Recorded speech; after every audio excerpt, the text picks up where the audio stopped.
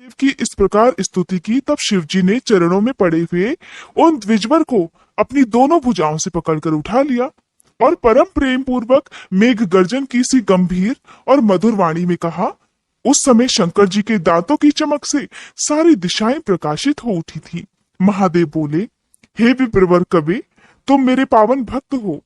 तात, तुम्हारे इस उग्र तप से, उत्तम आचरण से, लिंग स्थापन जन्य पुण्य से, लिंग की आराधना करने से, चित्त का उपहार प्रदान करने से, पवित्र अटल भाव से, अविमुक्त महाक्षेत्र काशी में पावन आचरण करने से मैं तुम्हें पुत्र रूप से देखता हूँ। अतः तुम्हारे लिए मुझे कुछ भी अदेय नहीं है। तुम अपने इसी शरीर से मेरी उदर दरी में प्रवेश करोगे और मेरे श्रेष्ठ इंद्रिय मार्ग से निकलकर पुत्र रूप में जन्म ग्रहण करोगे। हे महाशुचे, मेरे पास जो मृत संजीवनी नाम की निर्मल विद्या है, जिसका मैंने ही अपने महान तपोबल से निर्माण किया है, उस महामंत्र रूपा विद्या को आज मैं तुम्हें प्रदान करूंगा। क्योंकि तुम पवित्र तप की निधि हो, इसलिए तुम में उस विद्या को धारण करने की योग्यता भी विद्यमान है। तुम नियम पूर्वक जिस जिसके उद्देश्य से विद्वेश्वर की इस श्रेष्ठ विद्या का प्रयोग करोगे, वह निश्चय ही जीवित हो जाएगा। ये सर्वथा सत्य है। तुम आकाश में अत्यंत दीप्तमान तारा रूप से स्थित हो जाओगे। तुम्हारा तेज सूर्य और अग्नि के तेज को भी अतिक्रमण कर जाएगा। तुम ग्रहों में प्रधान माने जाओगे। हे सुव्रत, तुम्हारे उदय होने पर जगत में मनुष्यों के विवाह आदि सभी धर्म कार्य सफल होंगे। सभी नंदा अर्थात प्रतिपदा, षष्ठी और एकादशी तिथियां तुम्हारे संयोग से शुभ हो जाएंगी और तुम्हारे भक्त वीर संपन्न तथा बहुत सी संतान वाले होंगे। तुम्हारे द्वारा स्थापित किया हुआ ये शिवलिंग शुक्रेश नाम से विख्यात होगा। जो मनुष्य इस लिंग की अर्चना करेंगे, उन्हें सिद्धि की प्राप्ति हो जाएगी। जो लोग पूरे वर्ष नक्त व्रत परायण होकर शुक्रवार के दिन शुक्रकूप के जल से सारी क्रियाएं संपन्न करके शुक्रेश की अर्चना करेंगे, उन्हें जिस फल की प्राप्ति होगी वह भी मुझसे श्रवण करो। उन मनुष्यों में वीर्य की अधिकता होगी, उनका वीर्य कभी भी निष्फल नहीं होगा। वे पुत्रवान तथा पुरुषत्व के सौभाग्य से संपन्न होंगे, इसमें तनिक भी संदेह नहीं है। वे सभी मनुष्य बहुत सी विद्याओं के ज्ञाता और सुख के भागी होंगे। इस प्रकार वरदान देकर महादेव उसी लिंग में समाहित हो गए। तब भृगुनंदन शुक्र भी प्रसन्न मन से अपने धाम को चले गए। हे व्यास जी, शुक्राचार्य को जिस प्रकार अपने तपोबल से मृत्युंजय नामक विद्या की प्राप्ति हुई थी, उसका वृतांत तो मैंने तुमसे वर्णन कर दिया। अब और क्या सुनना चाहते हो? व्यास जी बोले, हे सर्वज्ञ सनत कुमार जी, आपने अनुग्रह करके प्रेम पूर्वक ऐसी अद्भुत और सुंदर कथा सुनाई है, जो शंकर जी की कृपा से ओतप्रोत है। अब मुझे शशि मौली के उस उत्तम चरित्र के श्रवण करने की भी इच्छा है, जिसमें उन्होंने प्रसन्न होकर बाणासुर को गणाध्यक्ष पद प्रदान किया था। सनत कुमार जी कहने लगे, हे व्यास जी, परमात्मा शंभु की उस कथा को, जिसमें उन्होंने प्रसन्न होकर बाणासुर को गणनायक बना था, अब आदर पूर्वक श्रवण करो। इसी प्रसंग में महाप्रभु शंकर का वह सुंदर चरित्र भी आएगा, जिसमें उन्होंने बाणासुर पर अनुग्रह करके श्री कृष्ण के साथ संग्राम किया था। हे व्यास जी, दक्ष प्रजापति की 13 कन्याएं कश्यप मुनि की पत्नियां थी। वे सब के सब पतिव्रता और सुशीला थी। उनमें दिति सबसे बड़ी थी, जिसके लड़के दैत्य कहलाते हैं।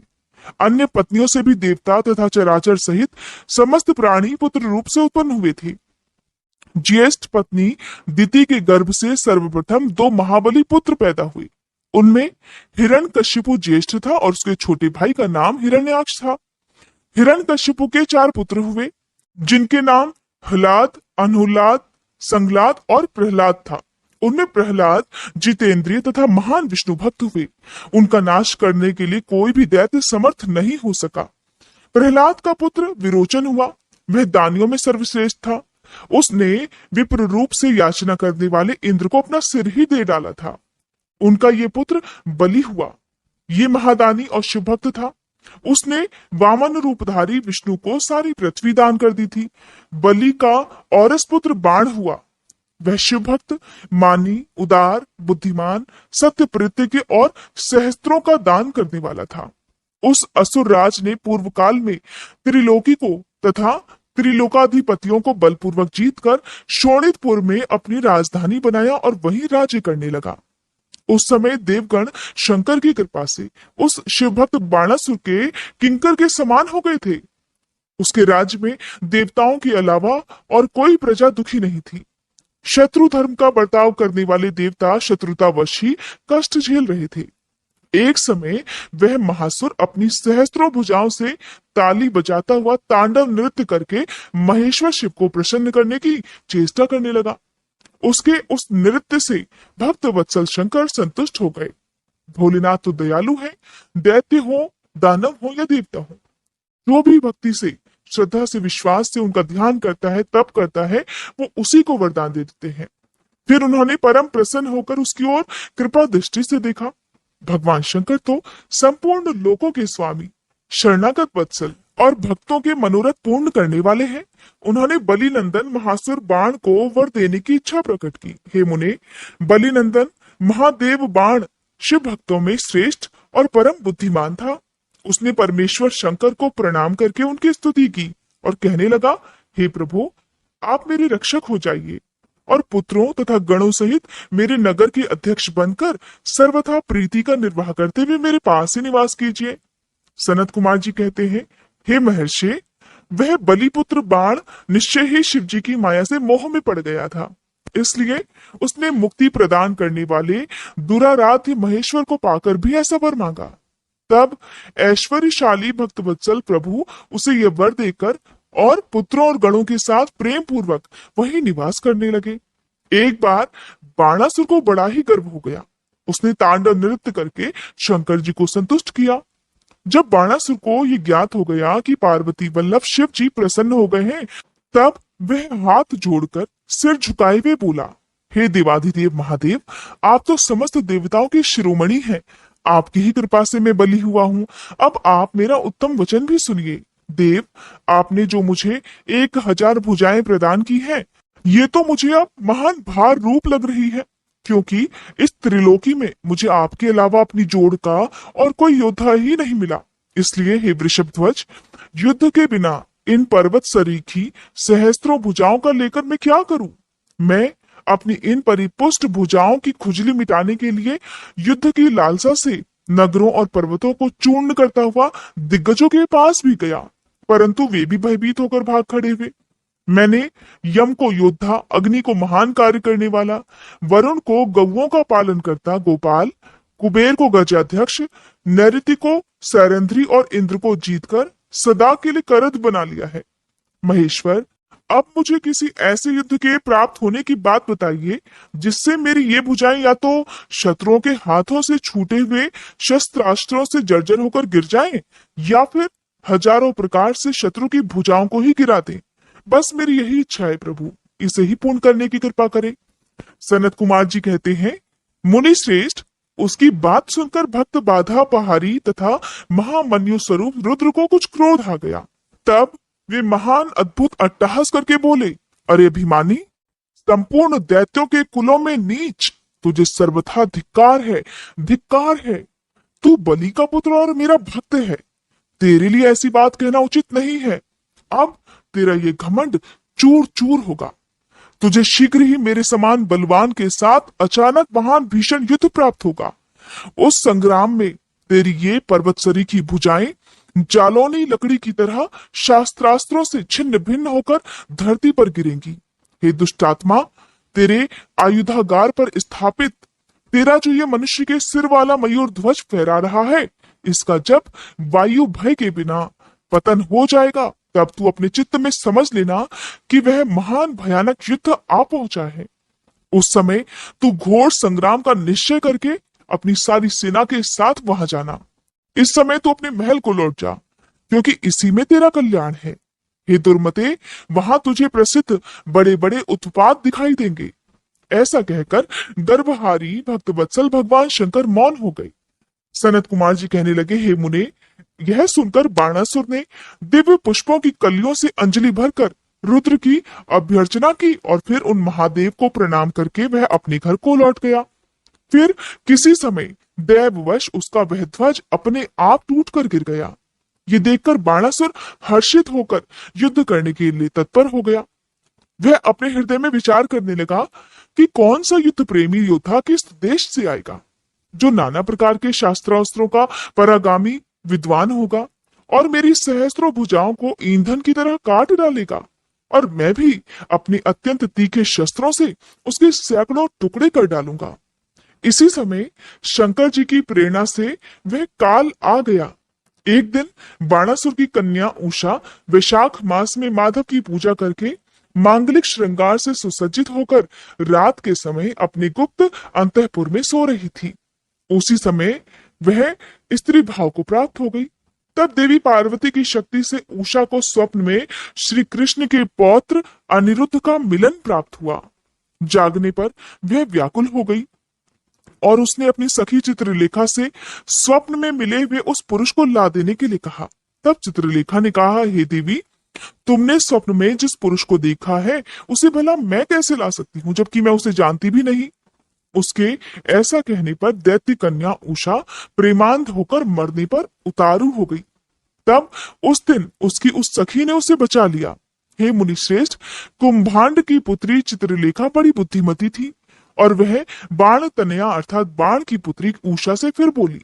चित्रलेखा ने कहा, हे सखी, जिस पुरुष ने तुम्हारे मन का अपहरण किया है उसे बताओ तो सही। इस त्रिलोकी में वो कहीं भी होगा तो मैं उसे लाऊंगी और तुम्हारा ये कष्ट भी दूर करूंगी। सनत कुमार जी कहते हैं, हे महर्षि, ऐसा कहकर चित्रलेखा ने वस्त्र के पर्दे पर देवताओं, दैत्यों, दानवों, गंधर्वों, सिद्धों, नागों और यक्ष आदि के चित्र अंकित किए। फिर वह मनुष्यों का चित्र बनाने लगी। उनमें वृषणी वंशों का प्रकरण आरंभ होने पर उसने शूर, वसुदेव, राम, कृष्ण और नरश्रेष्ठ प्रद्युम्न का चित्र बनाया। क्या ये आप जानते हैं ये किस चित्र की बात हो रही है? आजकल किसी व्यक्ति को पहचानने के लिए जो उसका स्केच बनाया जाता है, ये मॉडर्न आर्ट भी कहलाती है। और आप जानते हैं ये आर्ट कोई आज की नहीं है, इसकी खोज, ये सब देन हमारे शिव महापुराण में वर्णित है। इसीलिए कहते हैं हमारे देश की संस्कृति, हमारी सभ्यता, हमारी परंपराएं महान है, प्राचीन है, और सारी संस्कृतियां जो अन्य हैं वो सब हमारे सनातन धर्म की ही देन है। इसीलिए तो हमारा धर्म महान है। बहुत ही कम लोग जानते हैं कि ये सारी बातें कितनी सच हैं। हो सके तो आप इन कथाओं को खुद दूसरों को सुनाइएगा, इन वीडियोस को दूसरों तक शेयर कीजिएगा। चित्र बनाते बनाते जब उसने शूर, वसुदेव, राम, कृष्ण और नरश्रेष्ठ प्रद्युम्न का चित्र बनाया, फिर जब उसने प्रद्युम्न नंदन अनिरुद्ध का चित्र बनाया, तब उसे देखकर उषा लज्जित हो गई। उसका मुख अवनत हो गया और हृदय हर्ष से भर गया। उषा ने कहा, सखी, रात में जो मेरे पास आया था और जिसने मेरे चित्त रूपी रत्न को चुरा लिया है, वो चोर पुरुष यही तो है। प्यारी सखी, यही है वो पुरुष। फिर उषा के अनुरोध करने पर चित्रलेखा ज्येष्ठ कृष्ण चतुर्दशी को द्वारकापुरी पहुंचकर क्षण मात्र में ही पलंग पर बैठे हुए अनिरुद्ध को महल में से उठा लाई। वह दिव्य योगिनी थी। उषा अपने प्रीतम को पाकर बड़ी प्रसन्न हो गई। इधर अंतःपुर के द्वार की रक्षा करने वाले वेदधारी पहरेदारों ने चेष्टाओं से और अनुमान से इस बात को लक्ष्य कर लिया। उन्होंने एक दिव्य शरीरधारी, दर्शनीय, साहसी और समरप्रिय नवयुवक को कन्या के साथ दुःशीलता का आचरण करते हुए देख भी लिया। उसे देखकर कन्या के अंतःपुर की रक्षा करने वाले उन महाबली पुरुषों ने बलिपुत्र बाणासुर के पास जाकर सारी बातें बताते हुए कहा, देव, पता नहीं आपके अंतःपुर में बलपूर्वक प्रवेश करके कौन पुरुष छिपा हुआ है।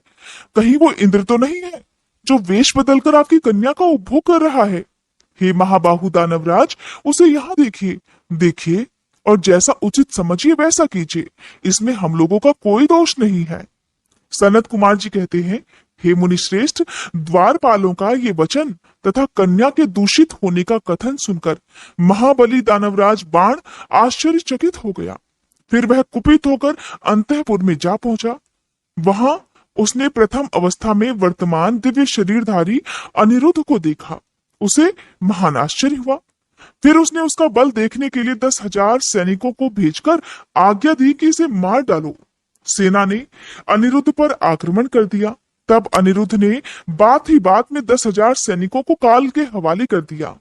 फिर तो असंख्य सेना पर सेनाएं वहां आने लगी और अनिरुद्ध उन्हें काल का ग्रास बनाने लगे। फिर उन्होंने बाणासुर का वध करने के लिए एक शक्ति हाथ में ली जो कालाग्नि के समान भयंकर थी। फिर उसी रथ की बैठक में बैठे हुए बाणासुर पर प्रहार भी कर दिया। उसकी गहरी चोट खाकर वीरवर बाण उसी क्षण घोड़ों सहित वही अंतर्ध्यान हो गया। फिर महावीर बलिपुत्र बाणासुर ने, जो महान बल संपन्न और शिवभक्त था, छल पूर्वक नागपाश से अनिरुद्ध को बांध दिया। इस प्रकार उन्हें बांधकर और पिंजरे में कैद करके वह युद्ध से उपराम हो गया। फिर बाण कुपित होकर महाबली सूतपुत्र से बोला, सूतपुत्र, घास फूस से ढके हुए अगाध कुएं में ढकेलकर इस पापी को मार डाल, और अधिक क्या कहूं, इसे तो सर्वथा मार ही डालना चाहिए। सनत कुमार जी कहते हैं, मुने, उसकी ये बात सुनकर उत्तम मंत्रियों में श्रेष्ठ धर्म बुद्धि निशाचर कुंभांड ने बाणासुर से कहा, हे देव, थोड़ा विचार तो कीजिए। मेरी समझ में तो ये कर्म करना उचित नहीं लगता, क्योंकि इसके मारे जाने पर अपना आत्मा ही आहत हो जाएगा। पराक्रम में तो ये विष्णु के समान दिख रहा है। ऐसा लगता है कि आप पर कुपित होकर चंद्रचूर्ण ने अपने उत्तम तेज से इसे ही बढ़ा दिया है। साहस में ये शशि मौली की तरह लग रहा है, क्योंकि इस अवस्था को पहुंच जाने पर भी ये तो अपने पुरुषार्थ पर ही डटा हुआ है। ये ऐसा बली है कि यद्यपि नाग इसे बलपूर्वक डस रहे हैं, फिर भी ये हम लोगों को तिनका ही समझ रहा है।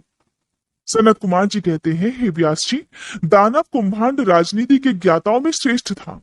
वह बाण से ऐसा कहकर फिर अनिरुद्ध से कहने लगा, हे नराधम, अब तू वीरवर दैत्यराज की स्तुति कर और दीन वाणी से मैं हार गया ऐसा बारंबार कहकर उनके आगे हाथ जोड़कर नमस्कार कर।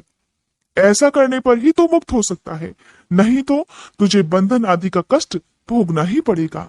उसकी बात सुनकर अनिरुद्ध उत्तर देते हुए बोले, हे दुराचारी निशाचर, तुझे क्षत्रिय धर्म का ज्ञान नहीं है?